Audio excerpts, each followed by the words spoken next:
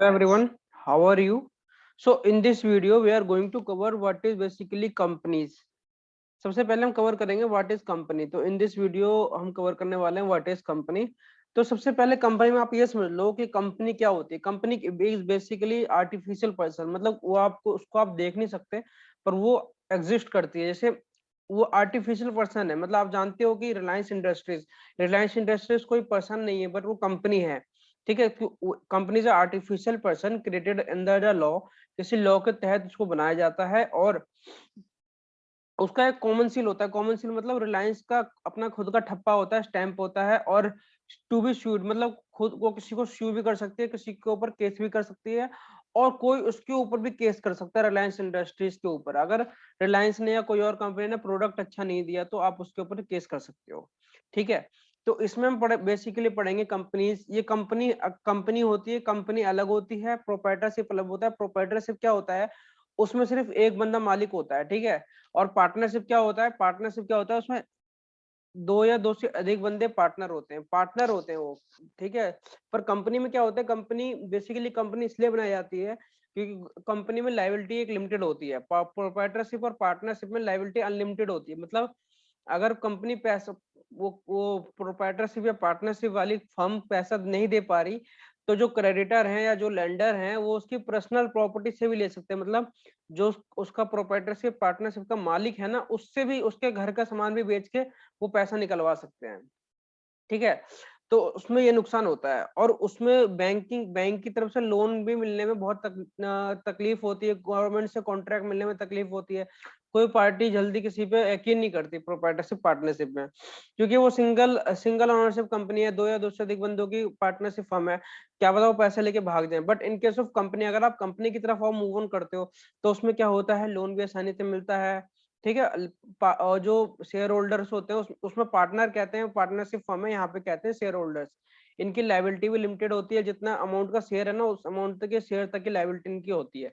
ठीक है, और बेसिकली और यहाँ पे ये होता है कि लायबिलिटी भी लिमिटेड होती है और एक ये अपनी एक अलग एंटिटी होती है। मतलब ये जो शेयर होल्डर होते हैं ना उनसे अलग होती है। मतलब शेयर होल्डर तो है उसके अलग से इनका अपना एग्जिस्टेंस होता है कंपनी का। ठीक है, तो हम लाइन बाय लाइन चलेंगे। मैं बिल्कुल अच्छी तरह आपको समझाने की कोशिश करूंगा, आपको बिल्कुल ध्यान से समझना है।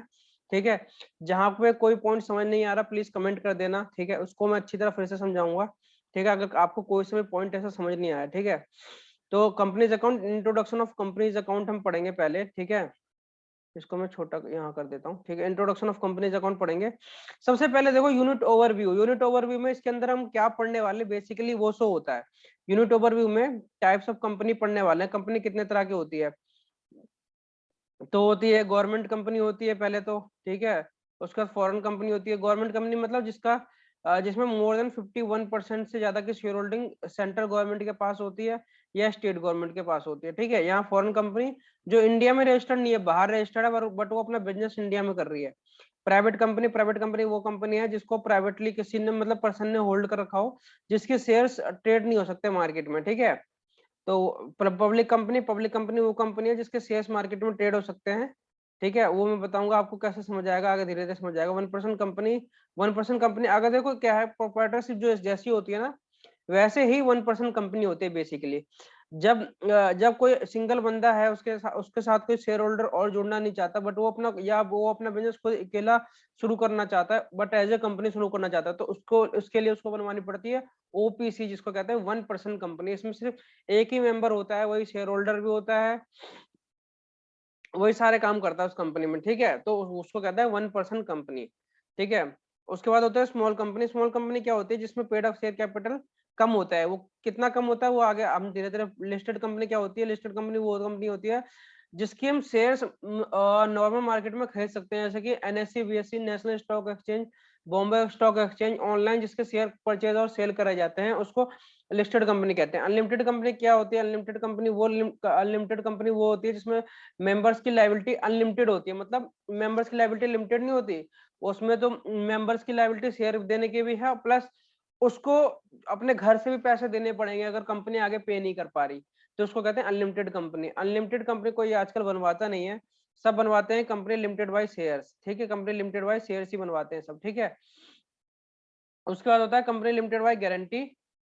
कंपनी के जो लिमिटेड बाय गारंटी मतलब मेंबर्स ने गारंटी दे दी कि भाई हम इससे ज्यादा रुपए नहीं देंगे। जैसे कि कंपनी अगर वाउंड अप हो गई या कंपनी डिफॉल्ट करेगी तो जो हर मेंबर होगा ना वो 10,000 रुपए से ज्यादा नहीं दे सकता, 10,000 तक दे देगा, उससे ज्यादा नहीं दे सकता। ठीक है। होल्डिंग कंपनी क्या होती है, किसी और कंपनी पे मोर देन 51% की शेयर होल्डिंग अगर किसी और कंपनी कंपनी ने ले रखी है, तो जिस कंपनी ने शेयर होल्डिंग ले रखी है ना उसको होल्डिंग कंपनी कहेंगे, और जिस कंपनी की शेयर होल्डिंग ले रखी है उसको सब्सिडरी कंपनी कहेंगे। जैसे समझ आता हूँ, एक मिनट को आपको समझा, ऐसे समझ आएगा। जैसे रिलायंस है, ठीक है, रिलायंस है, ठीक है, और रिलायंस ने कंपनी ए कंपनी है, इस कंपनी का जो मोर देन 51% की जो शेयर होल्डिंग है ना रिलायंस के पास है, तो रिलायंस को क्या कहेंगे, होल्डिंग कंपनी, और ए को क्या कहेंगे, सब्सिडरी कंपनी। ठीक है, यहाँ तक आपको समझने में कोई दिक्कत नहीं होगी। ठीक है, इसके आगे हम चलते हैं। अब basically preparation of financial statement, इसमें हम ये भी पढ़ने वाले हैं, प्रिपरेशन ऑफ फाइनेंशियल स्टेटमेंट के बारे में पढ़ने वाले हैं। कंपनी में क्या क्या फाइनेंशियल स्टेटमेंट प्रिपेयर किए जाते हैं। ठीक है, प्रिपरेशन ऑफ फाइनेंशियल स्टेटमेंट के बारे में पढ़ेंगे। उस basically preparation of financial statement में क्या क्या होता है। In financial statement includes balance sheet as at the date of the period. जैसे आप 1 अप्रैल से 31 मार्च तक की बैलेंस शीट फाइनेंशियल स्टेटमेंट बना रहे हो, तो बैलेंस शीट आपकी 31 मार्च की होगी, याद रखना। बैलेंस शीट हमेशा last day of the period होती है, याद रखना, क्योंकि बैलेंस शीट हमें शो करता है कि उस कंपनी के पास कितनी असेट्स और लायबिलिटी है। ठीक है, तो वो as and and the end जो पीरियड होगा ना उसमें होगी। ठीक है, एज एट 31 मार्च 2020, अगर 1 अप्रैल 19 से 31 मार्च 2020 के बना रहे हो। ठीक है, statement of profit and loss account for the period होता है, पूरे पीरियड का बनता है। ठीक है, क्योंकि पूरे पीरियड में हमने कितना प्रॉफिट, कितना हमने सेल करा, कितना परचेज किया, कितना हमारे अदर सेक्शंस पे, कितना हमने सैलरी को पे करा है, कितना हमने रेंट पे करा है, कितना हमने किसी और को पैसा दिया है, वो पूरा स्टेटमेंट ऑफ पीरियड बनता है। तो इसका बनता है cash flow statement for the period, जिस पीरियड की फाइनेंशियल स्टेटमेंट बना रहे हैं हम, उस पीरियड का कैश फ्लो स्टेटमेंट बनता है। ठीक है, कैश फ्लो स्टेटमेंट बेसिकली क्या होता है, cash flow statement it is basically A liquidity statement. Liquidity statement होता है किसी भी कंपनी का, वो शो करता है कि कंपनी के पास कितना कैश फ्लो है, कब कब कंपनी के पास पैसा आ जाता है, कब कब कंपनी पैसा पे करती है, मतलब बेसिकली कैश में डील करता है। ठीक है, नोट्स टू अकाउंट्स होता है। ये नोट्स टू अकाउंट किस रिलेटेड होता है, ये जो बैलेंस शीट बना, statement of profit and loss, cash flow account बना, इन सबसे related statement of notes to accounts होता है। नोट्स टू अकाउंट बेसिकली क्या होता है, इनके अंदर जो आइटम होती है उसका बायफिकेशन होता है, या कोई और अदर चीज लिखी है तो उसके उसकी डिटेल होती है नोट्स टू अकाउंट्स में। ठीक है, अब हम पढ़ेंगे व्हाट इज बेसिकली कंपनी। ठीक है,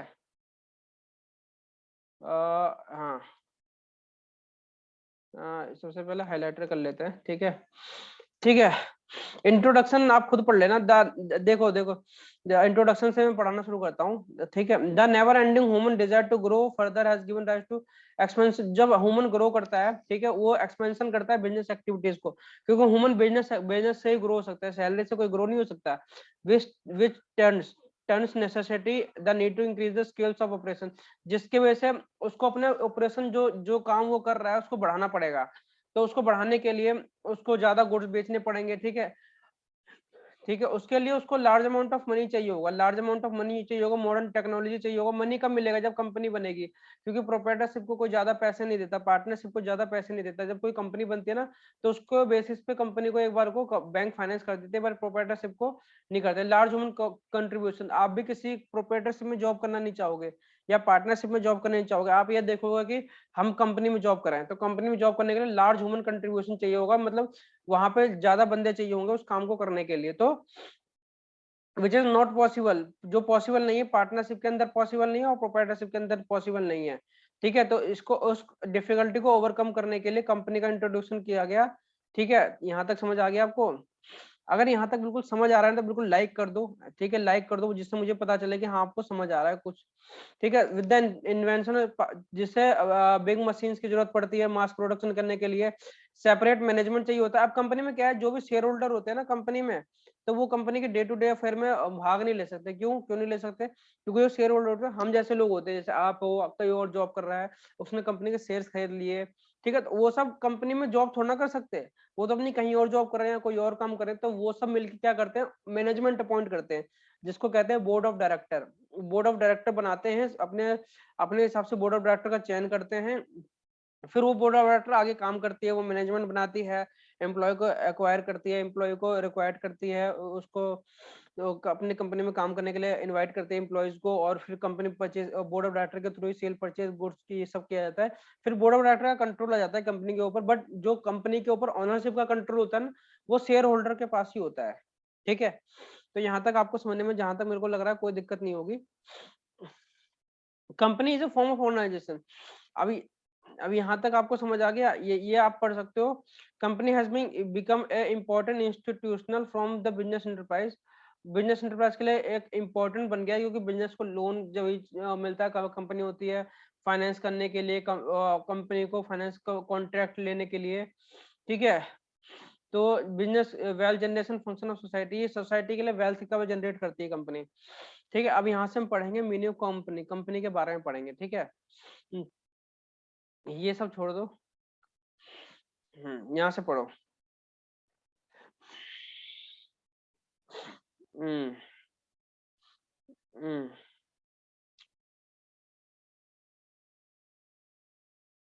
तो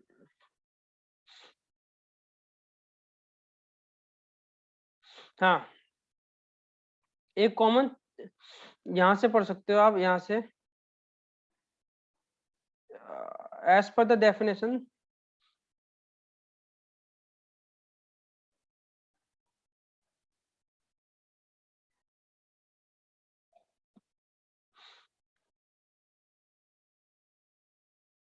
हाँ, यहाँ से पढ़ लो। Company is an association of person. बहुत सारे बंदे मिलके कंपनी बनाते हैं, मतलब कंपनी एक एसोसिएशन ऑफ पर्सन है। मतलब कि ये एक आदमी कंपनी नहीं बना सकता, बहुत सारे बंदे मिलके सोचते हैं कि हमें कोई काम शुरू करना है, तो उस काम के लिए पहले उनको कंपनी खोलनी पड़ती है। कंपनी खोलने से पहले कि कंपनी कैसे खुलती है, कंपनी बेसिकली गवर्नमेंट के रिकॉर्ड में खुलती है। उसके लिए पहले कंपनी, जैसे मान लो हम कंपनी बना रहे हैं, ठीक है, कंपनी शुरू करनी है हमें, तो कंपनी शुरू करने से पहले हमें कंपनी के शेयर शुरू कर देखने होते हैं कि कितने शेयर, कितने रुपए हमें कंपनी में डालने हैं। मान लो 10 करोड़ रुपए डालने हैं। ठीक है, तो हम कंपनी को क्या करते हैं, 10 करोड़ रुपए को, जैसे मान लो हम चाहते हैं कि एक शेयर हमारा 100 रुपए का हो या 10 रुपए का हो। अगर 10 रुपए का है तो 10 करोड़ को 10 से डिवाइड कर देंगे, 1 करोड़ शेयर कंपनी के लोगों को खरीदने पड़ेंगे। ठीक है, वो शेयर हम मार्केट में इशू करते हैं, जो जो उस शेयर को खरीदता है ना, वो एक तरह से उस कंपनी का मालिक बन जाता है, जिसको कहते हैं एसोसिएशन ऑफ पर्सन। तो वो सब जब मालिक बन जाते हैं ना, तो जब वो पैसा कंपनी के पास आ जाता है, कंपनी के पास बेसिकली कैसा आता है, पहले कंपनी को गवर्नमेंट के अंदर रिकॉर्ड में रजिस्टर करवाना होता है। ठीक है, जैसे रिलायंस इंडस्ट्री है, रिलायंस इंडस्ट्री में पहले धीरू भाई अंबानी ने क्या करा था, तो उसने देखा था कि यार मेरे पे तो 1 लाख रुपए ही है, बट मुझे 10 लाख रुपए चाहिए। ठीक है, तो 10 लाख रुपए चाहिए, पर और धीरू भाई अंबानी के पास सिर्फ 1 लाख थे। तो उसने क्या किया, 9 लाख कंपनी बनाई। ठीक है, उस कंपनी को गवर्नमेंट में रजिस्टर करवाया, उसका बैंक अकाउंट खुलवाया, और जो 9 लाख के शेयर है ना, मार्केट में इशू कर दिए उसने। ठीक है, धीरू भाई अंबानी जी ने। तो जब मार्केट में इशू करे, तो जो जिन जिन 9 लाख रुपए के शेयर खरीदे था, वो भी मालिक बन गए कंपनी के। ठीक है, तो it is basically association of person, उसी को कहते हैं। ठीक है, क्रिएटेड बाय लॉ, जो लॉ के अंदर क्रिएट किया गया, उसका एसोसिएशन ऑफ पर्सन बने हो। ठीक है, सेपरेट बॉडी होती है, जब पैसे आते हैं तो कंपनी के अदर काम शुरू हो जाते हैं, बिल्डिंग कंपनी खड़ी हो जाती है, कंपनी कॉन्ट्रैक्ट मिल लेती, कंपनी कॉन्ट्रैक्ट देती है, और लाइसेंस टेंडर में जाती है, ये सब काम शुरू होते हैं। ठीक है, it makes out the separate and unique organization, separate and unique organization which enable the people to contribute their wealth to the capital of the company। जिसमें जो पीपल होते हैं ना, अपने पैसे देते हैं कंपनी को। ठीक है, बाय सब्सक्राइबिंग टू शेयर, जो उनकी कंपनी के शेयर होते हैं उसको सब्सक्राइब करते हैं, सब्सक्राइब मतलब खरीदते हैं। ठीक है, और appointing elected representative, elected representative को अपॉइंट करते हैं। इलेक्टेड रिप्रेजेंटेटिव कौन होते हैं, जो बोर्ड ऑफ डायरेक्टर होते हैं। बोर्ड ऑफ डायरेक्टर कौन हो सकते हैं, या तो कंपनी के जो शेयर होल्डर होते हैं, या एसोसिएशन ऑफ पर्सन होते हैं उनके अंदर हो सकते हैं, या कहीं बाहर से किसी और को भी अपॉइंट किया जा सकता है to carry out the business, business को करने के लिए। ठीक है, यहाँ तक आपको बिल्कुल समझ आ गया। अब मैं शुरू करने वाला हूँ साइलेंट फीचर ऑफ कंपनी। ठीक है, साइलेंट फीचर्स ऑफ कंपनी शुरू करने वाले हम। कंपनीज ने सबसे पहले सुना है, कंपनीज इनकॉर्पोरेट एसोसिएशन। आपको बिल्कुल ध्यान से सुनना है, समझना है, और याद आपको खुद करना है। ठीक है। इसके निमोनिक्स पूछोगे तो निमोनिक्स में बता दूंगा। कंपनीज इनकॉर्पोरेटेड एसोसिएशन, कंपनी क्या है, एक इनकॉर्पोरेटेड एसोसिएशन है जो लॉ के अंदर एग्जिस्ट करती है। ठीक है, मतलब लॉ के अंदर प्रोप्राइटरशिप एग्जिस्ट नहीं करती, बट कंपनी एग्जिस्ट करती है। ठीक है, पार्टनरशिप भी एग्जिस्ट करती है पार्टनरशिप एक्ट के अंदर, बट कंपनीज ज्यादा, कंपनी के लिए अलग सेपरेट लॉ है, कंपनीज एक्ट 2013। ठीक है, company communication through operation of law के थ्रू एग्जिस्टेंस में आती है, incorporated under the companies act. ठीक है, कंपनीज एक्ट के अंदर इसका इनकॉर्पोरेशन होना जरूरी है।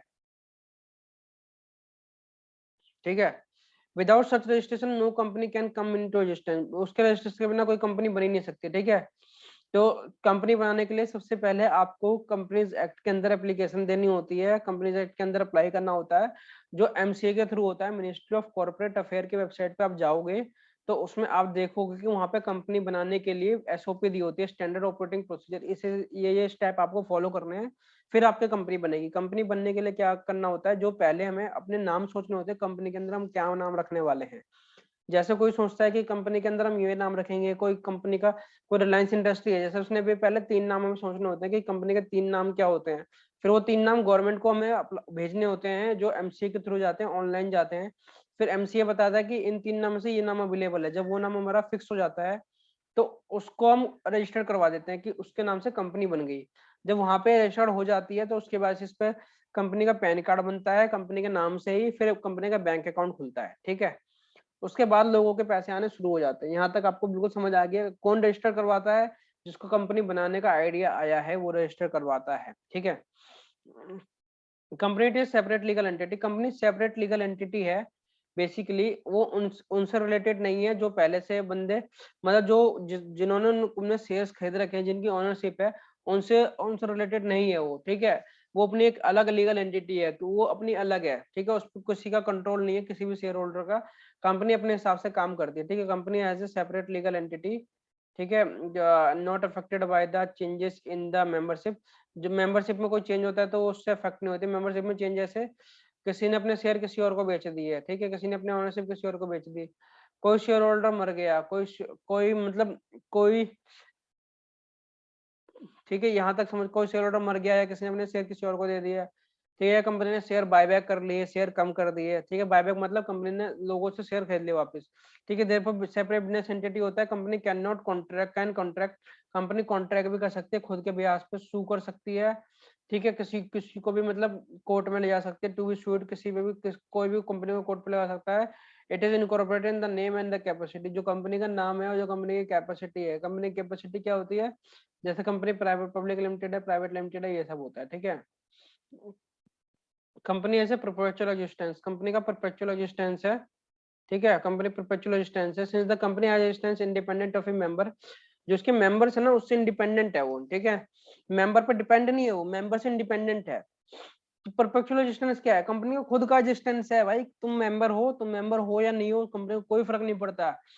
ठीक है, धीरू भाई अगर किसी और कंपनी में चले जाएंगे तो रिलायंस इंडस्ट्री को कोई फर्क नहीं पड़ेगा, क्योंकि उसके शेयर्स किसी और के पास चले जाएंगे। ठीक है, it continue to be existence despite of the death of the, जो ओनर है उसकी डेथ भी हो जाए कोई दिक्कत नहीं है, इंसॉल्वेंट हो जाए, change of the membership, members में चेंज हो जाए जब भी कोई दिक्कत नहीं है। इंसॉल्वेंट मतलब जो कंपनी का मालिक है वो बर्बाद हो जाए, या कंपनी का मालिक जो है लुट जाए, मतलब शेयर्स में, मतलब उसका जो इंसॉल्वेंट हो जाए, मतलब बैंक का ब्याज ना दे पाए, वो पैसा ना दे पाए। कंपनी है जो कॉमन से, सबसे पहले हमने क्या पढ़ा, इनकॉर्पोरेट एसोसिएशन, कंपनी का कंपनीज एक्ट में रजिस्टर्ड होना कंपलसरी है।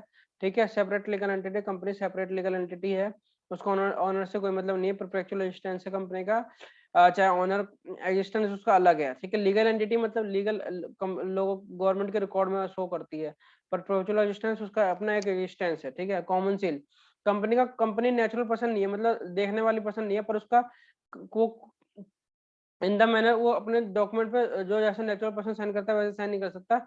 इसके लिए कंपनी को ठप्पा मारना पड़ता है अपने नाम का। ठीक है, in the company sign the document provide with the legal called common seal. Common seal क्या होता है, किसी भी कंपनी का स्टैंप होता है। The common seal affects on all document by the person authorized to do so, जो board of director ने जिसको ऑथराइज कर रखा है ना, उसके द्वारा वो साइन करता है, फिर कंपनी का सीएल पर कंपनी का थप्पा मारता है जब वो डॉक्यूमेंट कंपनी के लिए लीगल बाइंडिंग होता है, मतलब जब कंपनी के लिए अप्लीकेबल होता है वो, ठीक है। Commercial fix on the certain document process होता है, जैसे बिल ऑफ एक्सचेंज पे होता है, शेयर जो सर्टिफिकेट्स होते हैं उनके ऊपर होता है। The use of commercial element optional, ठीक है।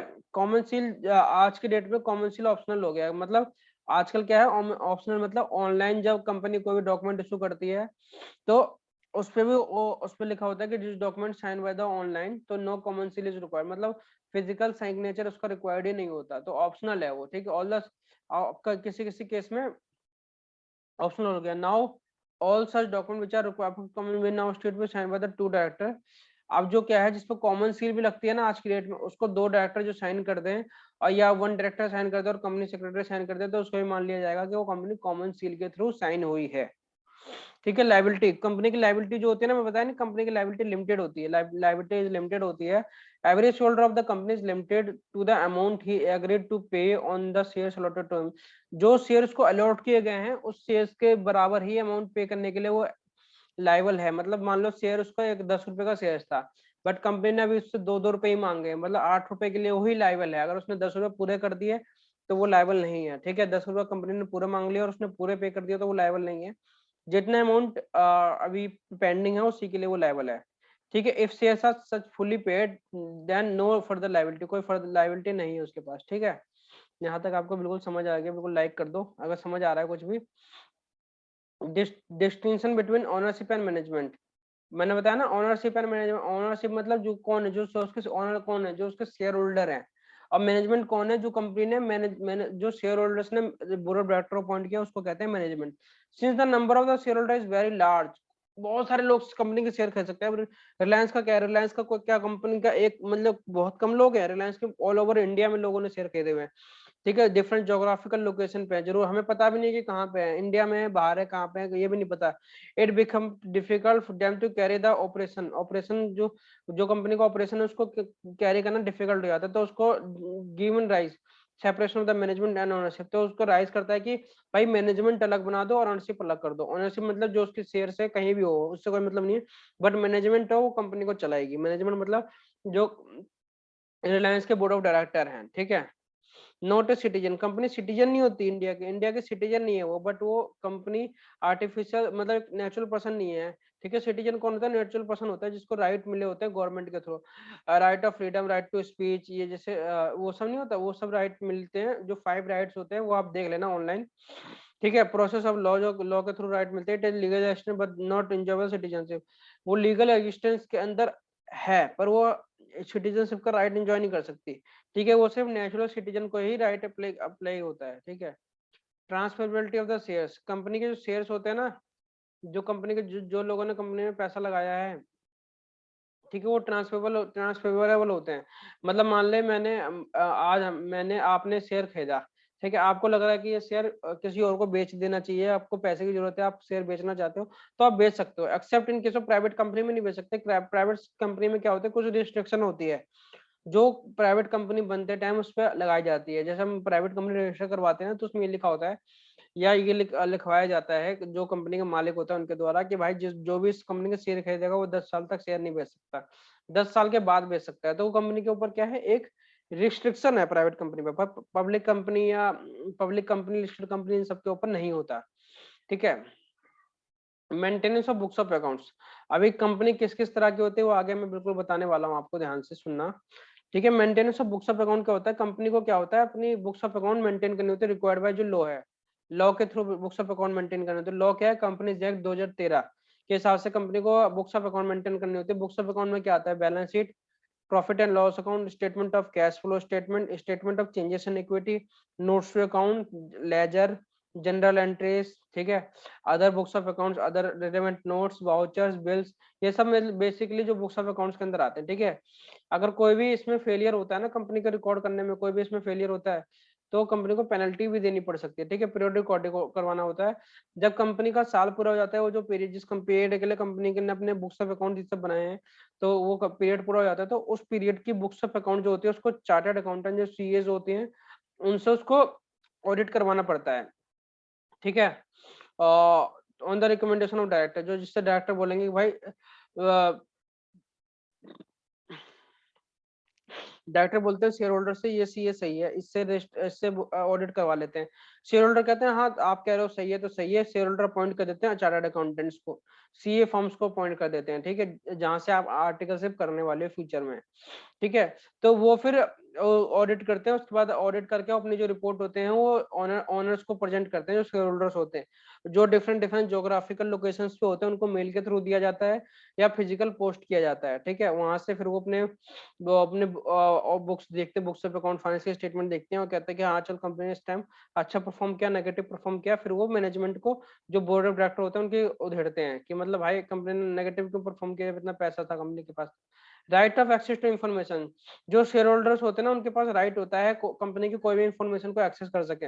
मान ले बोर्ड ऑफ डायरेक्टर कह रहा है कि किसी शेयर होल्डर ने बोला बोर्ड ऑफ डायरेक्टर से कि भाई मुझे कंपनी के ना 2013 की बुक्स ऑफ अकाउंट चाहिए, पर बोर्ड ऑफ डायरेक्टर कह रहा है भाई 2013 की तो नहीं मिलेगी, तो राइट ऑफ एक्सेस दिया गया है उनको कंपनीज एक्ट के अंदर कि आप जाके किसी भी बुक्स ऑफ अकाउंट को इंस्पेक्ट कर सकते हो, देख सकते हो, ठीक है।